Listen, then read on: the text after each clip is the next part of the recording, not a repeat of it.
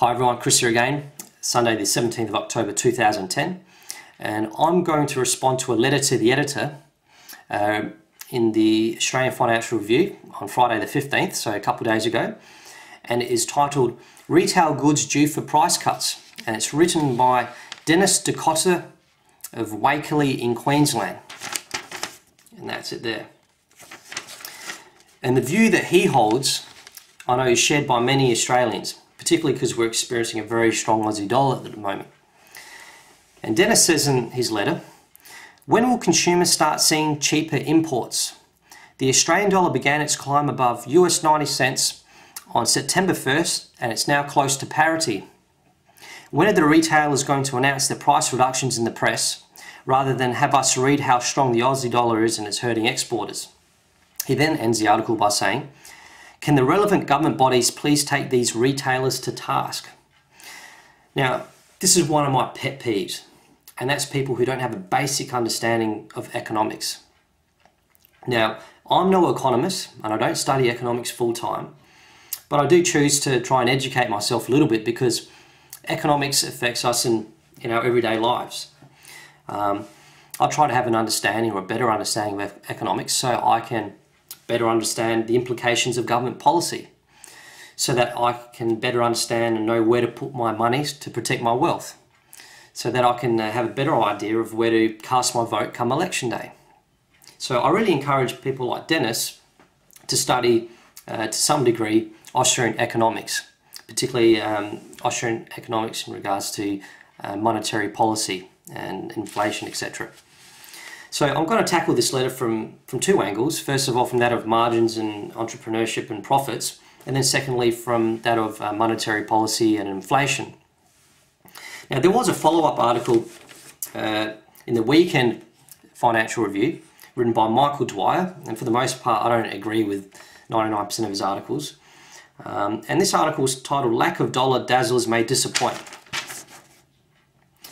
And he basically says in here that, and just to quote him, in theory, the strong currency should make imported cars, televisions and other electronic goods cheaper because it means companies don't have to pay as much to buy them from overseas.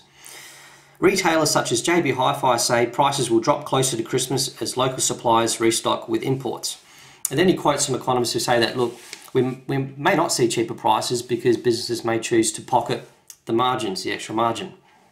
Now, one thing to remember is that when an electronics retailer like JB Hi-Fi, who obviously imports a lot of goods, they pay for products with a stronger Aussie dollar, and they may have a lot of existing stock on the shelves at the moment. So, say it might be next week that they choose to buy another boatload of iPhones and iPads and DVD players and plasma TVs, and so ultimately it might be a month or two before those goods hit Australian shores. And when they do, they're not obligated to reduce their prices. Businesses aren't a charity. They're in business to make money, to make profits, and profit isn't a dirty word. When a business makes profits, it benefits a lot of people. It benefits the stakeholders, the employees, and the greater economy in general. Because if we didn't experience profits in an economy, then we wouldn't be in the position that we are now to be able to enjoy the standards of living that we're currently enjoying.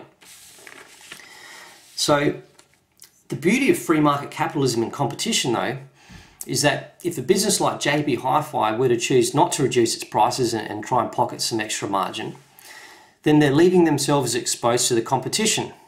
Because what would happen is, if the margins were to be increased, then the competition may choose to undercut JB Hi-Fi and steal some of their market share. So that's a risk that JB Hi-Fi, and any business for that matter, undertakes. If they choose not to reduce their prices, or they want to be a bit too greedy with the margins, then they're leaving themselves exposed to the competition. And that's the beauty of the free market and competition. That's why if margins were to increase, or say imports were to fall in price by like 80%, just say for argument's sake, a business wouldn't get away with keeping margins really high, because they'd be undercut. It would allow the competition to try and undercut them. And also it's the beauty of consumers having that dollar vote, $1, one vote. So profits aren't a dirty word at all. Now moving on to the bigger issue, and that is of inflation. And I've explained inflation in previous video blogs, but just to run over it again real simply. In an economy which doesn't have an expanding money supply and is experiencing real economic growth, and by that I mean businesses are investing in capital infrastructure, in technology so they can improve their output and achieve economies of scale, well then prices would actually be falling. And the reason prices would be falling is because you don't have an increase in the money supply and you have a greater output of goods and services. So inflation and government policy of pumping more money into the economy actually prevents this from being realised. It masks any benefits we would be getting out of real economic growth. So for example, even if the CPI index were at 0% and the economy was achieving real economic growth, then there's still inflation because prices should really be falling by 1 or 1.5%, for example, like we saw in the US and Germany in the late 19th century, where you had actually falling prices thanks to economic growth and a relatively stable money supply. So again, the finger should be pointed at the government rather than at businesses and entrepreneurs for trying to increase their profits. And also, you have to remember that inflation increases the cost of factors of production. That's another important thing to remember.